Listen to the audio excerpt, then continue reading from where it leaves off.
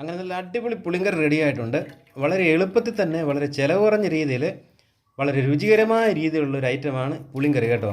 അപ്പോൾ എല്ലാവരും വീട്ടിലൊക്കെ ഉണ്ടാക്കി നോക്കാവുന്നതാണ്. അപ്പോൾ എല്ലാ പ്രിയപ്പെട്ടവർക്കും നമ്മുടെ പുതിയ വീഡിയോയിലേക്ക് ഹാർദവമായ സ്വാഗതം. അപ്പം നമ്മൾ എന്തുവാ ഇന്നുണ്ടാക്കാൻ പോകുന്നത്? ഇന്ന് നമ്മളൊരു പുളിങ്കറിയാണ് വെക്കുന്നത്. പുളിങ്കറി അല്ലേ?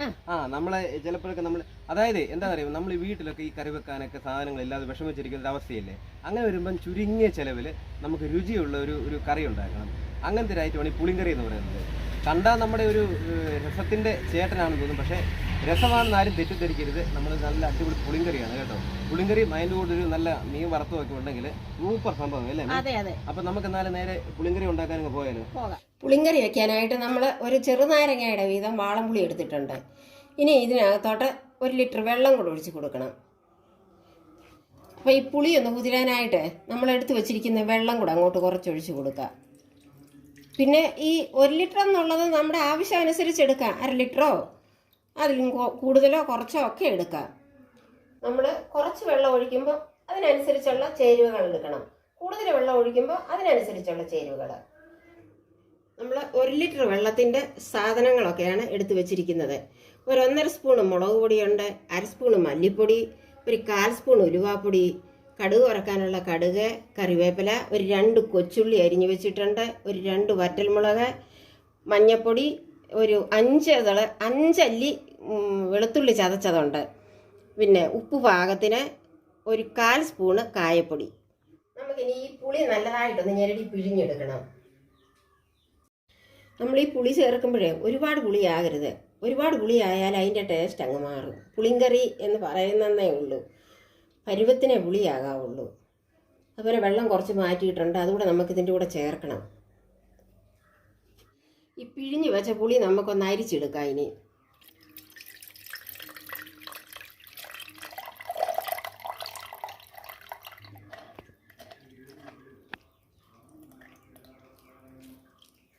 അപ്പം ഇനി നമുക്ക് പുളിങ്കറി ഉണ്ടാക്കാം.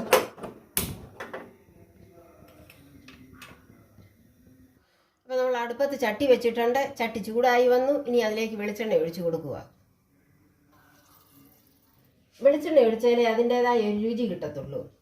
ഇനി നമുക്ക് കടുക് ഇട്ട് കൊടുക്കാം.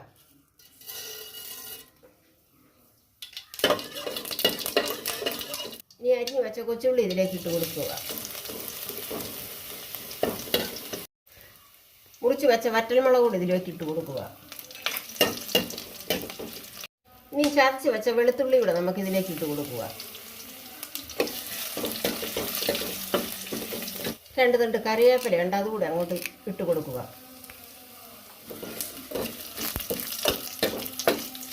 ഇനി നമുക്കിതിലേക്ക് ഈ മുളക് പൊടി കൂടി ഇട്ട് കൊടുക്കുക. കൂട്ടത്തിൽ ഈ മല്ലിപ്പൊടിയും കൂടി ഇട്ട് കൊടുക്കുക. മല്ലിപ്പൊടി മുളക് പൊടി മൂത്തു. ഇനി നമുക്കതിലേക്ക് ഈ പിഴിഞ്ഞ് വെച്ച പുളിവെള്ളം ഒഴിക്കാം.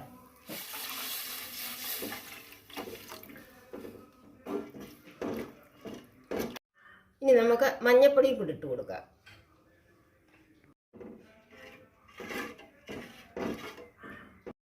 ഇനി നമുക്ക് ഈ കായപ്പൊടി അങ്ങോട്ട് ഇട്ട് കൊടുക്കുക. കൂട്ടത്തിൽ ഉലുവാപ്പൊടിയും കൂടെ നല്ലതായിട്ടൊന്ന് ഇളക്കാം.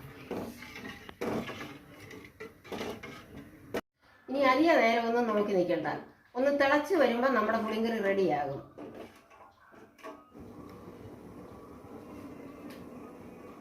നമ്മുടെ പുളിങ്കറി റെഡി ആയിട്ടുണ്ട്.